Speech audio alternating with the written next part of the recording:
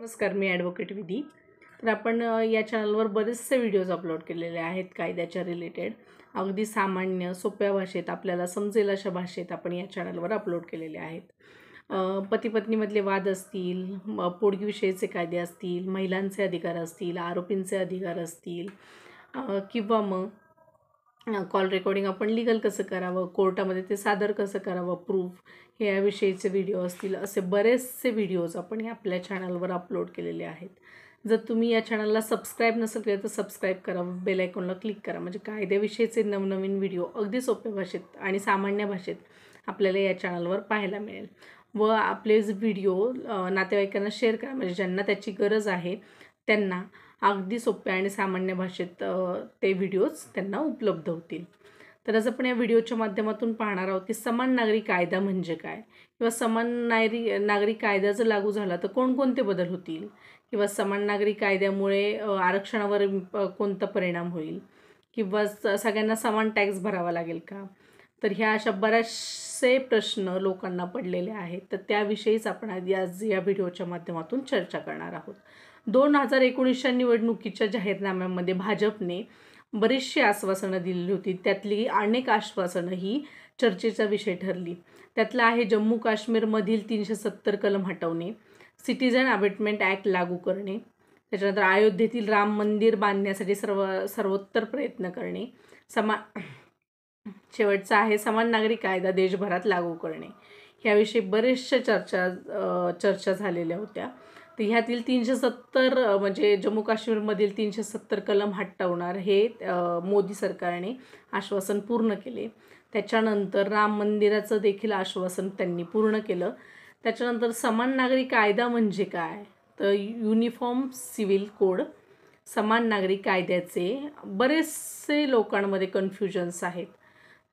आपण ऐकत आलेलो आहोत की कायदा हा सर्वांसाठी सारखाच आहे, पण जर आपण म्हणतोय की कायदा हा सर्वांसाठीच सारखा आहे, तर समान नागरी कायदा का पाहिजे.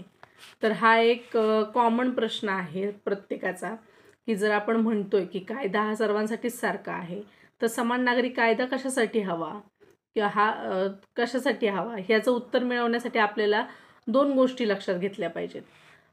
कायद्याचे 2 भाग आहेत. पहिला आहे सिव्हिल, दुसरा आहे क्रिमिनल.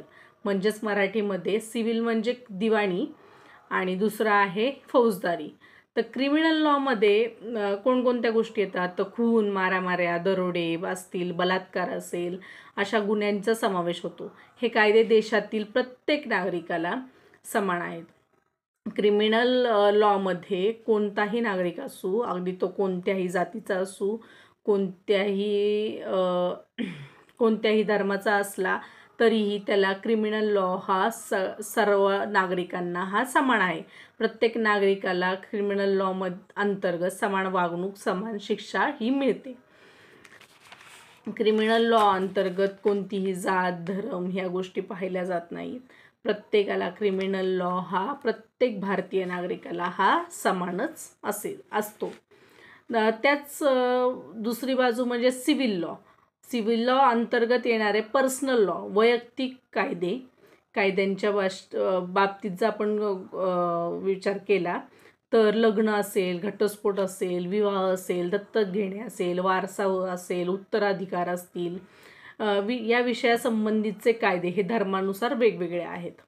म्हणजे आपण जर क्रिमिनल लॉ पाहिला तर हा क्रिमिनल लॉ हा प्रत्येक नागरिकाला, म्हणजे प्रत्येक भारतीय नागरिकाला हा समान आहे. तर त्यात सिव्हिल लॉमध्ये अंतर्गत येणारा हा पर्सनल लॉ जो वैयक्तिक कायद्यांचा आहे, कायद्यांच्या बाबतीत जी गोष्ट करतो, तो हा प्रत्येक जाती धर्मानुसार वेगवेगळा आहे. म्हणजे त्याच्यामध्ये लग्न असेल, घटस्फोट असेल, विवाह असेल, दत्तक घेणे असतील, वारसा असेल, उत्तराधिकार असतील, याबद्दलचे कायदे प्रत्येक धर्मानुसार हे वेगवेगळे आहेत. तर असा प्रश्न पडतो की धर्मानुसार वैयक्तिक कायदे का वेगवेगळे ठेवण्यात आले.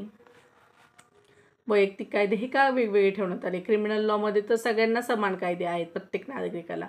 मग पर्सनल लॉमध्येच का वैयक्तिक कायदे हे वेगवेगळे ठेवण्यात आले प्रत्येक धर्मानुसार. तर भारतात सर्वात आधी कायदे किंवा नियम याचा उगम हा धार्मिक मान्यता पुस्तक याच्यातून झाला होता. हिंदू धर्माच्या बाबतीत जर पाहिलं आपण उदाहरणार्थ मनुस्मृतीचं घेता येईल उदाहरण. आणि मुस्लिमांसाठी कायदे हे इस्लामिक मान्यतेनुसार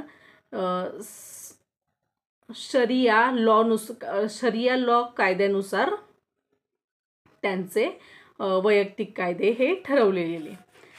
तर आता आपण पाहणार की समान नागरी कायदा आणला तर कोणकोणते बदल होतील.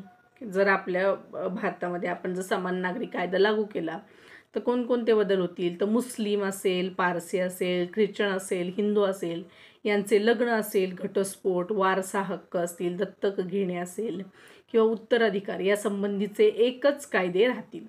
म्हणजे आत्ता जे चालू आहे समान नागरी कायदा आता तर लागू नाही आहे, तर आत्ता प्रत्येक धर्मानुसार हे लग्न वेगवेगळे होतात किंवा घटस्फोट, विवाह, दत्तक घेणे, वारसा हक्क असतील, उत्तराधिकार असतील याबद्दलचे कायदे हे प्रत्येक धर्मानुसार वेगवेगळे आहेत. जर समान नागरी कायदा जर लागू झाला तर मुस्लिम असेल, पारसी असेल, ख्रिश्चन असेल, हिंदू असेल यांचे लग्न, घटस्फोट, वारसा हक्क, दत्तक घेणे किंवा उत्तराधिकार या संबंधीचे कायदे हे एकच असतील. प्रत्येक नागरिकाला हा एकच कायदा लागू होईल जर समान नागरी कायदा लागू झाला तर.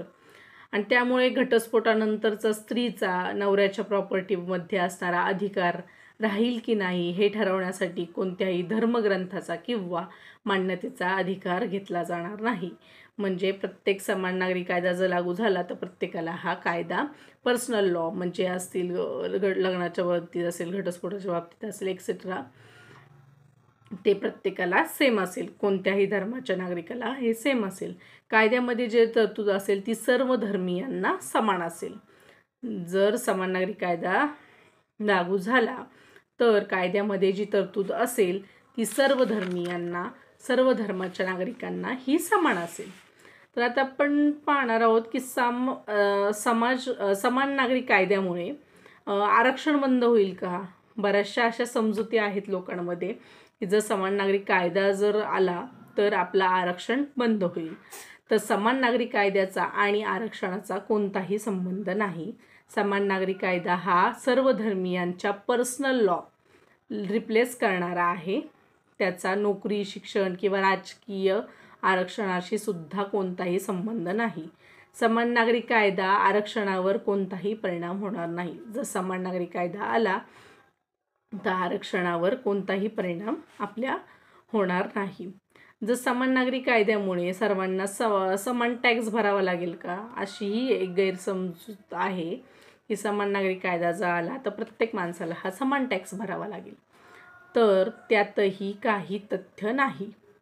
भारतामध्ये टॅक्स हा आर्थिक उत्पन्नावर भरावा लागतो. म्हणजे ज्याचं जेवढं आर्थिक उत्पन्न आहे त्याच्यावर आपण टॅक्स भरतो.